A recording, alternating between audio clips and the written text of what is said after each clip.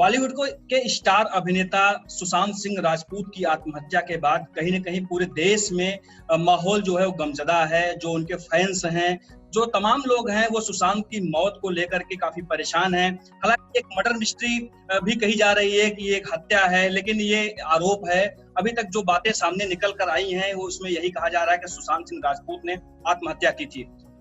बताया जा रहा है कि सुशांत सिंह राजपूत डिप्रेशन में चल रहे थे, उनको फ़िल्में नहीं मिल रही थी। कुछ आरोप भी लगाए गए हैं, कुछ कलाकारों के ऊपर, कुछ बॉलीवुड के स्टार्स के ऊपर आरोप लगाए गए हैं कि सुशांत के पीछे उनका उनका की जो आत्महत्या हुई है, सुशांत ने किया है, उसके पीछे उनका हाथ है। लेकिन जो भी है, ये अभी जांच के दायरे में है। जांच रिपोर्ट आने के बाद ही पता चलेगा कि असलियत क्या थी।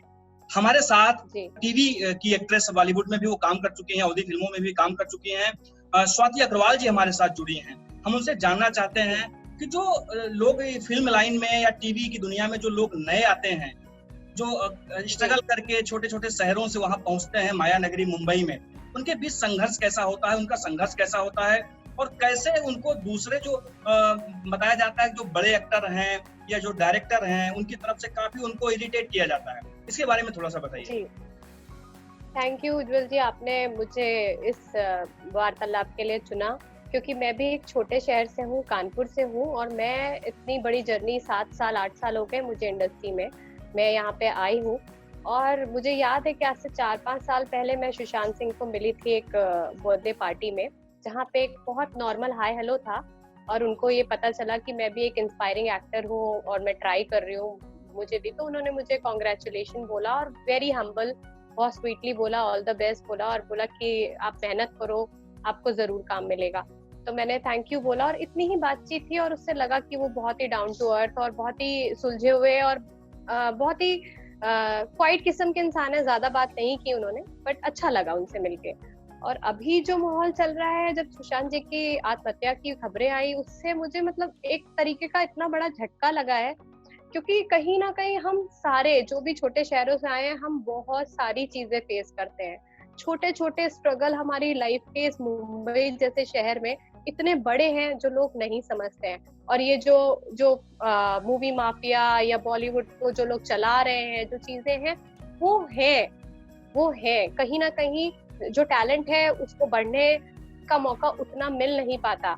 बहुत सारे एक्टर्स हैं, कलाकार हैं, जो आज अपनी इंडिविजुअल मूवीज करके आगे आए हैं, जिनको हम जानते हैं। आयुष्मान खुराना है, विकी कौशल है, राजकुमार राव है, मनोज बाजपेयी हैं। ये सब लोगों को बहुत लंबा समय लगा ये जगह पहुंचने के लिए। सुशांत सिंह ने भी एक बहुत लंबा समय तय किया, वो यहाँ पर पहुंचे। और इस कंडीशन में क्या प्रेशर होगा उस व्यक्ति के ऊपर, उसका मेंटली क्या, उसको कितनी दिक्कत हुई होगी, हम समझ तो नहीं सकते, उस चीज को महसूस तो नहीं कर सकते, क्योंकि इतनी दर्दनाक मौत खुद को देना। जो इंसान इतना इंटेलिजेंट था, पढ़ा लिखा था, एक फैबुलस एक्टर था, जिसको कभी उस लेवल की सराहना नहीं मिली, उस लेवल के अवार्ड्स नहीं मिले जो उसको मिलने चाहिए थे, पर जैसे भी करके वो इंडस्ट्री में टिका हुआ था, कर रहा था चीजें। पता नहीं कैसे उन्होंने ये गिव अप कर दिया। कई बार मुझे भी ऐसी बहुत सी चीजों से गुजरना पड़ता है जहाँ पे मुझे लगता है, और आज इनको देखकर तो हमारी हिम्मत ही टूट गई, क्योंकि हम लोग तो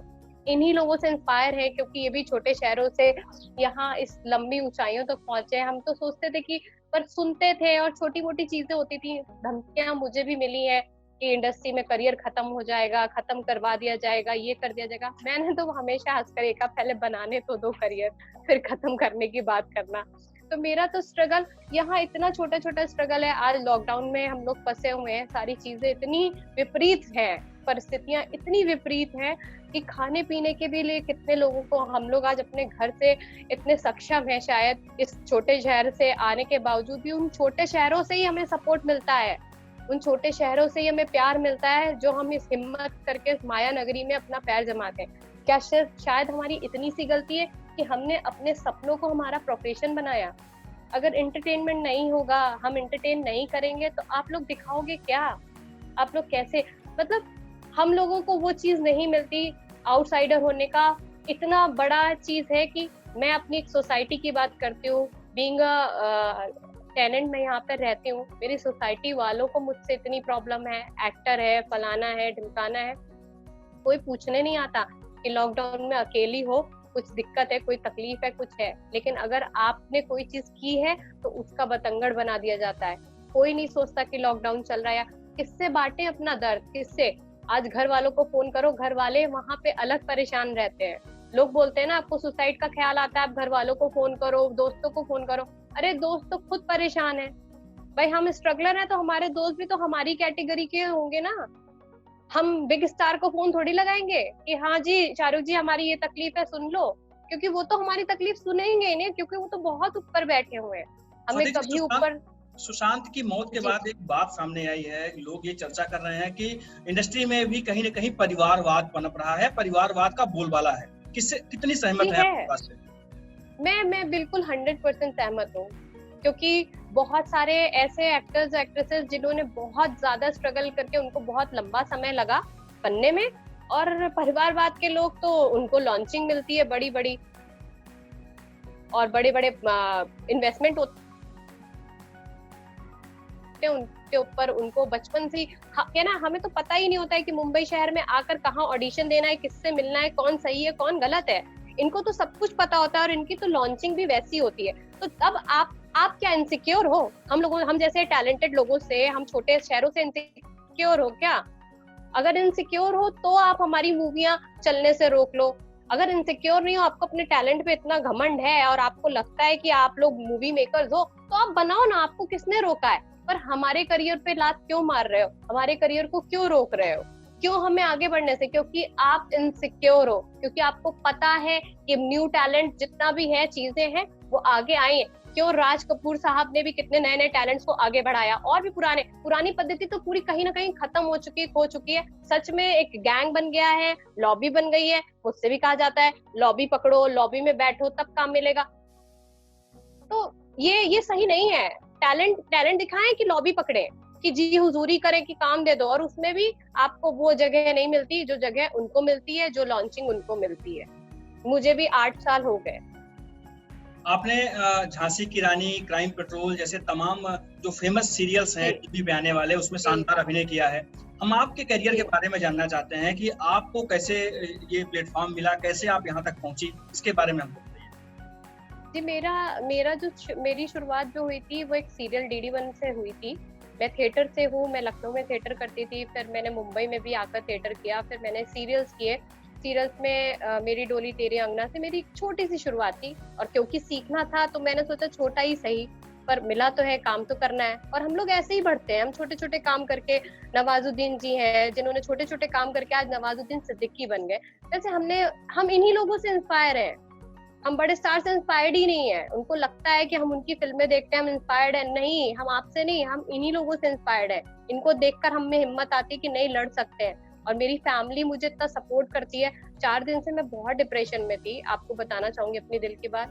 बहुत तकलीफ हुई, बहुत दर्द हुआ, सोच रही थी कि क्या सही है, ये सही कर रही हूँ, ये चूज किया है, गलत तो नहीं किया है। आधी फैमिली अगेंस्ट होती है, आपको पता है फिल्म इंडस्ट्री के, कि नहीं करना है ये सब चीज, ये सब बेकार है। उनसे लड़कर आज मैंने ये स्टेप लिया है, क्या ये दिन देखने के लिए? तो कहीं ना कहीं ये सवाल मुझ में भी है। हाँ, मेरी शुरुआत हुई जहां मुझे अच्छे से काम मिला, इज्जत से ऑडिशन देकर काम मिला, मैंने वहां काम किया। शायद इसीलिए 7 साल का करियर मेरा बहुत स्मॉल है। हाँ, मैंने बहुत सारी चीजें जैसा लोग बताते थे, या जैसा लोग धमकाते थे, या जैसा उनकी चीजें मानी होती, तो शायद कुछ होता या नहीं होता वो पता नहीं, बट हाँ, जितना है उसमें मैं पूरी कोशिश कर रही हूँ कि मैं और अच्छा कर सकूं। बस इतना ही है। झांसी की रानी किया, जी टीवी पे, फिर क्राइम पेट्रोल्स किए, और एक शो किया जिसकी मुझे बहुत खुशी है, वुमेन एम्पावरमेंट पे है, फिरोज अब्बास खान जी ने डायरेक्ट किया है, मैं कुछ भी कर सकती हूँ। वहाँ मैंने बहुत सीखा, और वहाँ पे जेन्युइनली मैंने 200 लड़कियों ने ऑडिशन दिया था, उसमें मैं सेलेक्ट हुई। तो मुझे लगा भी कि नहीं, इंडस्ट्री में कुछ जेन्युइन लोग हैं, यहाँ मैं ये लड़ाई लड़ सकती हूँ।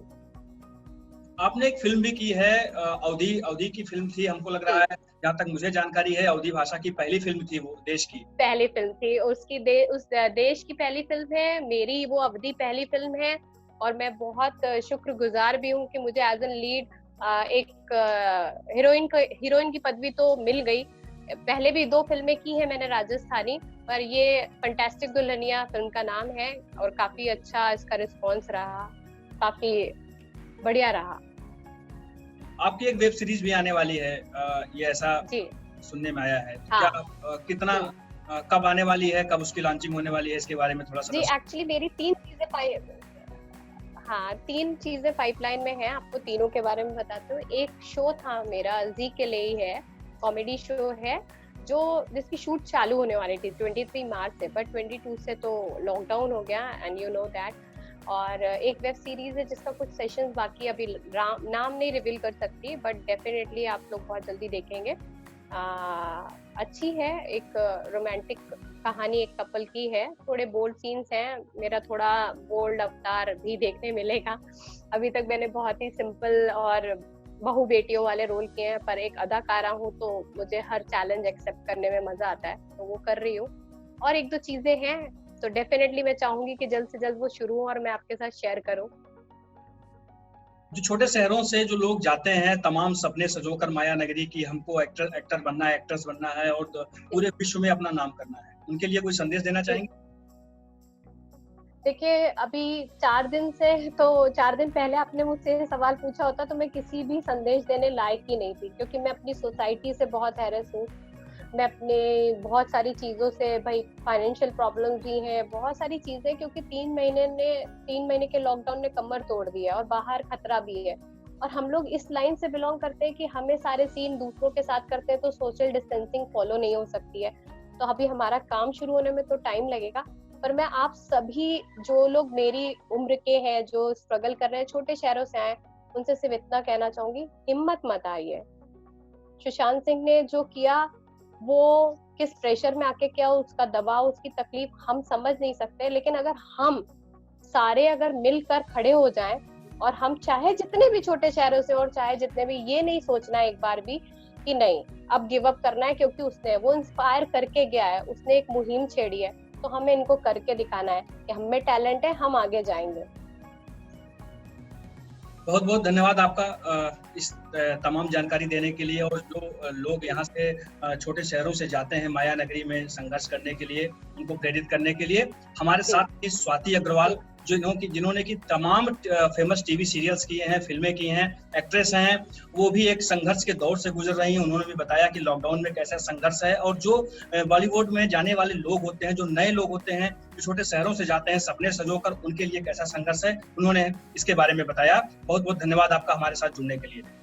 हम फिर मिलेंगे एक नई शख्सियत के साथ, तब तक हमें इजाजत दीजिए। नमस्कार।